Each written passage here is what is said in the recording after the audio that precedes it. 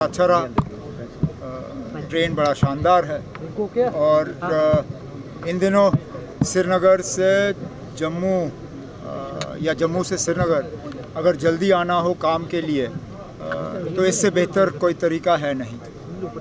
दूसरा, टूरिज़म पे इसका ज़रूर असर पड़ेगा, लेकिन डिमांड इतनी है कि शायद जो मैं सुन रहा हूँ अगले 1 महीने तक इस ट्रेन में टिकट मिलना जो है बहुत मुश्किल हो गया है।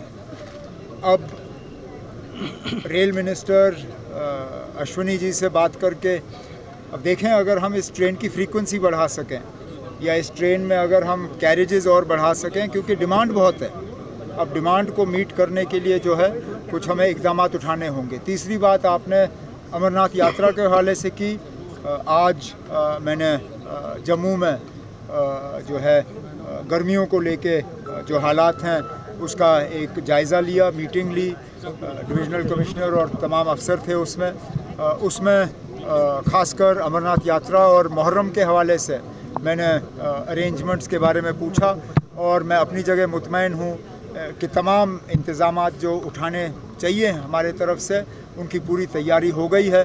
अब हम यात्रियों का इंतज़ार कर रहे हैं और उम्मीद कर रहे हैं कि उनकी यात्रा जो है वो आरामदायक रहे। सर, जो इजराइल और जो ईरान का कन्फ्लिक्ट है उसमें स्टूडेंट्स को इवैक्यूएट भी करवाया जा रहा है, कश्मीर के कुछ स्टूडेंट्स को भी यहाँ पर लाया गया है, तो क्या ये जैसे मैंने अपनी तकरीर में कहा, ये हमारी ज़िम्मेदारी है। हमारे बच्चे वहाँ तालीम हासिल करने के लिए गए, अब हालात बिगड़ गए हैं और उनके माँ बाप जाहिर सी बात है परेशान होंगे। उनकी जगह मैं होता तो मैं भी परेशान होता और बच्चे भी वहाँ से निकलना चाहते थे। तो कुछ दिन पहले मैंने फॉरेन मिनिस्टर जयशंकर साहब से बात की और हमने एक प्लान जो है वो तैयार किया। उस प्लान के तहत अब इन बच्चों को लाया जा रहा है। जाहिर सी बात है कि कोई एयरपोर्ट वहाँ खुला नहीं है, पोर्ट सारे बंद हैं, तो इनको ओवरलैंड जो है आर्मीनिया से निकालने का जो है एक प्रोग्राम है। मतलब कल हमने 90 के करीब लाए, आज क्या 300-400 के करीब जो हैं वो निकल रहे हैं। एक एक करके हम इनको जल्दी से निकाल लेंगे। हमारे जहाँ जो हमने मालूम किया है लगभग कोई 1300 जो हैं जम्मू कश्मीर के हैं। कुल मिला के मुल्क के शायद जो कोई 6000-8000 के दरमियान है।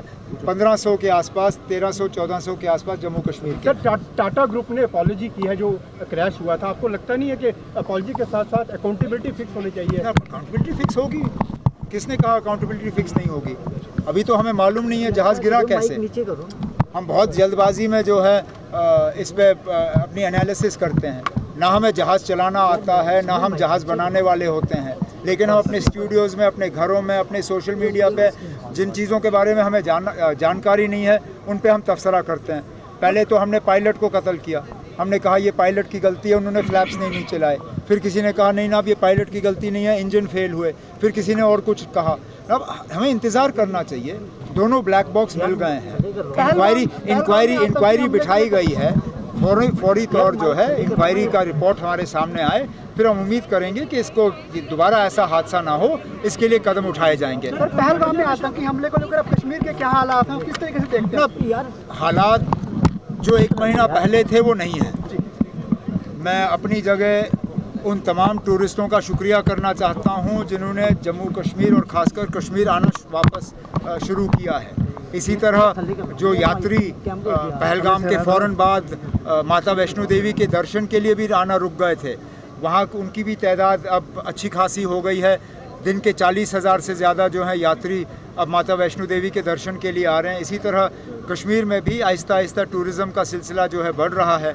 ये सीज़न जो मई जून का है ये तो गया, लेकिन कम से कम आगे के महीने जो हैं इनमें ठीक ठाक टूरिस्ट का रश रहे, तो यही हमारी कोशिश है।